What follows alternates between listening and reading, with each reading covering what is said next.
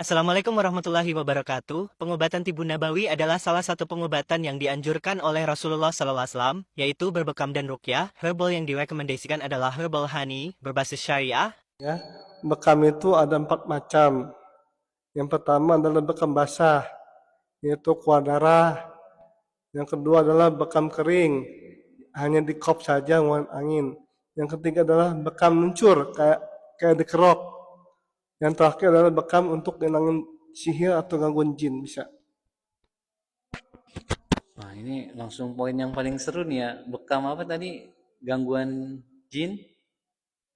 Itu maksudnya jadi orang tuh ada diganggu yang seperti gimana tuh? Harus sampai dibekam atau itu caranya ada yang apa berbeda dengan bekam lainnya atau gimana itu? Wah, menarik banget nih kayaknya. Ya, di dalam hadis ya mengatakan Rasulullah setan mengalir di aliran darah.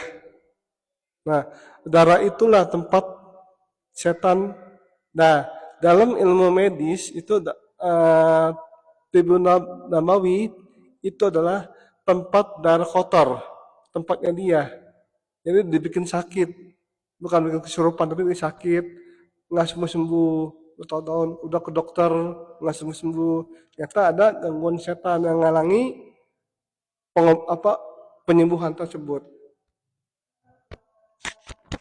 Itu bisa ketahuannya bisa dilihat dengan mata atau dari apa keluhan-keluhan pasien aja atau gimana? Pertama adalah dari diagnosa, yang kedua adalah dia reaksi, pasti akan reaksi apa tangan gerak-gerak atau dia bersuara macam-macam ya. Ketika dia bekam, gangguan jin itu bisa sambil diruqyah juga. Nah, mungkin untuk pengalaman ya, pengalaman dalam bekam dulu nih. Ada yang apa ya bahasanya? Ekstrim atau yang gimana gitu waktu menangani pasien bekam? Alhamdulillah ya, bekam dari 2008 sampai sekarang ini alhamdulillah sampai saya nangani orang sakit jiwa, kejiwaan ya. Saya ruqyah dan bekam. Bekam sekali, ruqyah sampai 10 kali. Alhamdulillah atas izin Allah sembuh. Ya. Jadi di bagian titik kepala itu memugis. Itu satu penyakit yang diangkat oleh Allah termasuk gangguan kejiwaan dan mental manusia. Berat sekali tuh kalau udah sampai gangguan jiwa, ya kan? Itu mengembalikannya pasti prosesnya nggak sebentar kan ya. Nah, tadi tentang bekam, sekarang kita masuk ke rukiah nih, karena pasti rukiah itu kan berhubungan dengan yang goib-goib. Nah, untuk rukiah itu pertama nih ya, untuk bisa kita merukiah orang itu ada khusus orang tertentu atau kita bisa mempelajarinya. Ya, jadi ruqyah tersebut ini adalah kita bisa belajar, orang muslim bisa belajar juga ya tanpa guru juga bisa, karena di Quran sendiri mengatakan wa yunazzilu minal qur'ani ma huwa syifa, dan kami turunkan Al-Quran sebagai obat. Nah, obat ini tidak ada di medis ya, hanya di Quran. Kalau di medis itu dawaun, artinya obat, tapi kalau syifa itu bisa medis dan non medis ya. Kata ruqyah tersebut banyak ya, orang menganggap ruqyah itu untuk gangguan jin aja, tapi medis pun bisa, tergantung doa kita ya. Apa yang kita doakan insya Allah terkabul ya. Ya, untuk teman-teman nih yang mau rukiah atau yang orang yang pengen dirukiah itu baiknya kesadaran diri atau apa yang cepat berhasil itu, yang cepat teratas itu ya dengan kesadaran diri atau harus wah ini orang ini kayaknya perlu dirukiah nih. Itu baiknya yang seperti apa?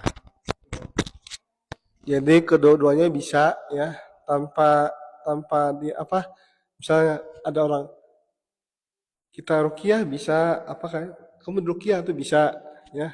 Tapi tidak semua itu reaksi, tergantung eh, pikirannya. Kalau pikiran kosong itu otomatis gampang.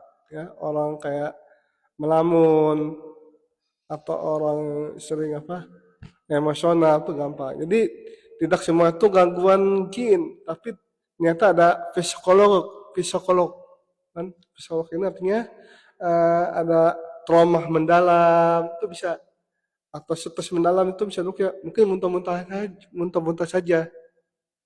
Tapi kalau saya dibacakan Al-Quran redaksi, berarti itu gangguan jin. Tapi kalau dia muntah-muntah, tanda dia depresi, stres, dan gangguan kejiwaan. Rata-rata begitu.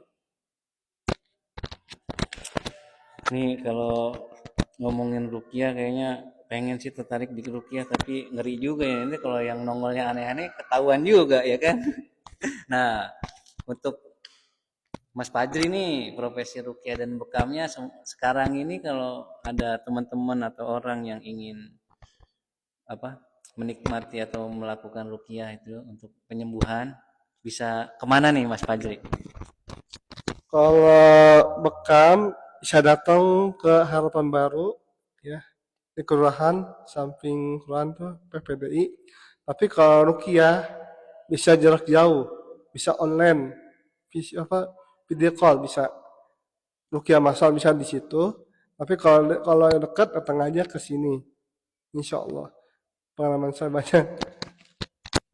Nah, tadi ngomongin nomor telepon, mungkin untuk teman-teman yang mau tahu nomor teleponnya boleh di-share atau gimana? Ya, nomor telepon saya tuh WA saya 0877 14 95 16 10. Itu nomor WA saya. Banyak cerita dari Mas Paji dan pengalamannya pasti udah banyak banget nih ya. Mungkin untuk season berikutnya kalau ada apa yang pengen dirukiah mungkin kita bisa ini ya kita praktekin ya di sini ya.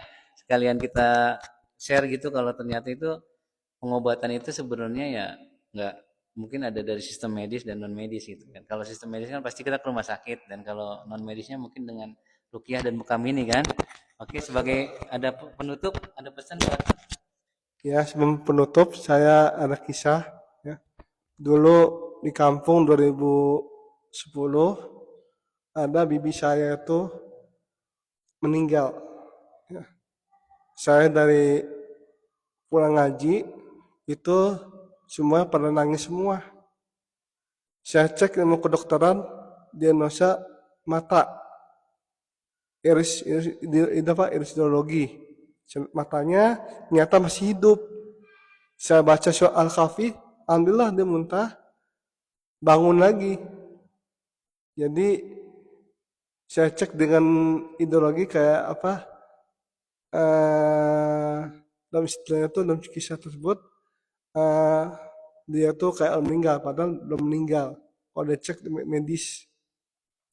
Dan penutup adalah mari kita sama-sama meningkatkan iman kita dan takwa kita kepada Allah, karena hidup kita hanya sekali. Tujuannya apa hidup ini? Tujuan hidup ini adalah